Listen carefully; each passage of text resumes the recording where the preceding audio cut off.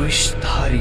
इसे हम कहानी नहीं कह सकते और इसे हम कल्पना भी नहीं कह सकते। शायद इसे हम कहेंगे आने वाला कल, एक ऐसा कल जिसे अब का मनुष्य सोच भी नहीं सकता, उसकी कल्पना से परे। विषधारी के नाम पे ना जाएं। यह किसी नाग अथवा नागिन की कहानी नहीं, यह कहानी है एक ऐसे जीव की जो वक्त के साथ अपना रंग रूप, अपनी वेशभूषा, अपनी बोली और अपना स्वभाव बदलता है। आइए बात करते हैं एक ऐसे समय की जिसमें एक धर्मात्मा मनुष्य कैसे वक्त के चलते अपने आप को एक शैतान में बदल देता है। आइए सुनते हैं विषधारी एक कल्पना। मुकेश नाम का एक आदमी जो कि रिक्शा चलाता था, वह अपना और अपनी पत्नी का पालन पोषण उसी रिक्शा से करता।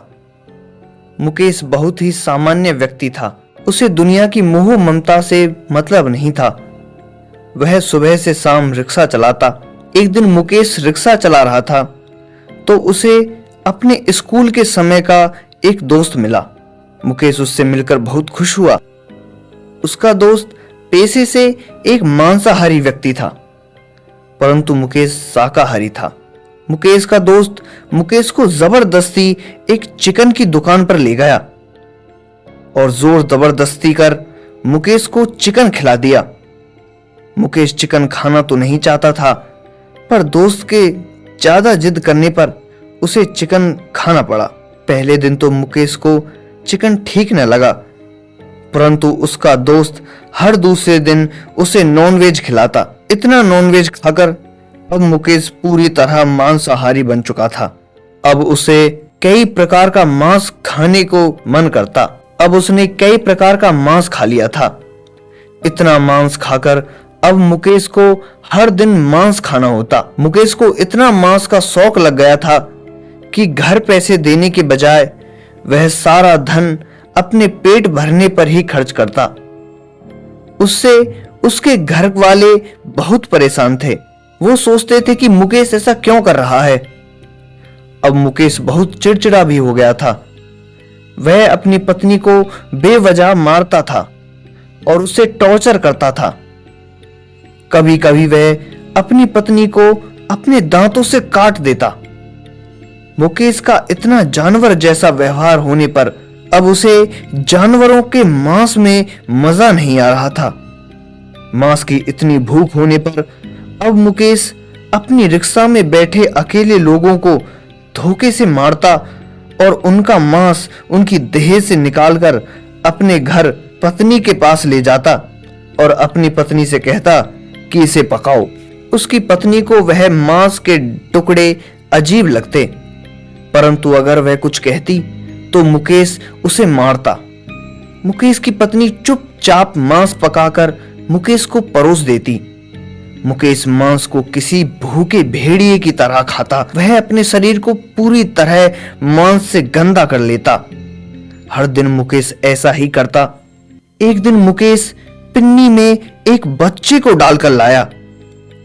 मुकेश की पत्नी ने जब वह पिन्नी खोली तो उसमें एक बच्चे के हाथ की कलाई पड़ी हुई थी। सामने टीवी पर किसी छोटे बच्चे के लापता होने की खबर को देखकर मुकेश की पत्नी को सारी बात समझ आ गई। अब मुकेश किसी बहुत दिनों के भूखे इंसान की तरह खाने को मांस मांगता है, लेकिन मुकेश की पत्नी उसे मांस ना खाने को कहती है। मुकेश की पत्नी ने इतना बोला ही था कि मुकेश ने एक डंडा लेकर अपनी पत्नी के सर पर दे मारा। मुकेश की पत्नी बेहोश हो गई। अब मुकेश अपने काबू में नहीं था। वो एक साइको बन चुका था। उसने पहले तो उस बच्चे का कच्चा मांस खाया और अपनी बीवी को रस्सियों से बांध दिया। मुकेश के शरीर में इतना जानवरपना फैल गया कि उसने एक पिलास लेकर अपनी पत्नी के ऊपर के दांत उखाड़ दिए। उसकी पत्नी रोती रही। अब मुकेश उसे हर दिन इसी तरह टॉर्चर करता। कभी उसके हाथ पैरों के नाखून निकालता, कभी उसकी आंखों में मिर्ची भर देता। और एक दिन मुकेश ने हद ही कर दी।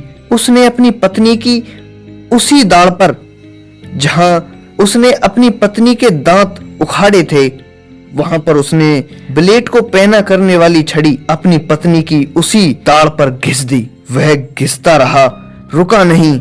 उसने अपनी पत्नी का सारा मुंह उससे फाड़ दिया। मुकेश साय को होने के साथ अब एक नरभक्षी भी बन गया था और ये बीमारी समय के साथ लोगों में बढ़ रही थी। अब मुकेश का उस दिन से कुछ पता नहीं, लेकिन अखबार पर हर दिन किसी न किसी के गायब होने की खबर छपती रहती है। तो दोस्तों, ऐसे ही डरावनी और रहस्यमयी कहानियों को जानने के लिए हमारे चैनल को सब्सक्राइब करें। मिलते हैं एक नई रहस्य और रोमांच से भरी एक नई खौफनाक कहानी के साथ। तब तक के लिए अलविदा।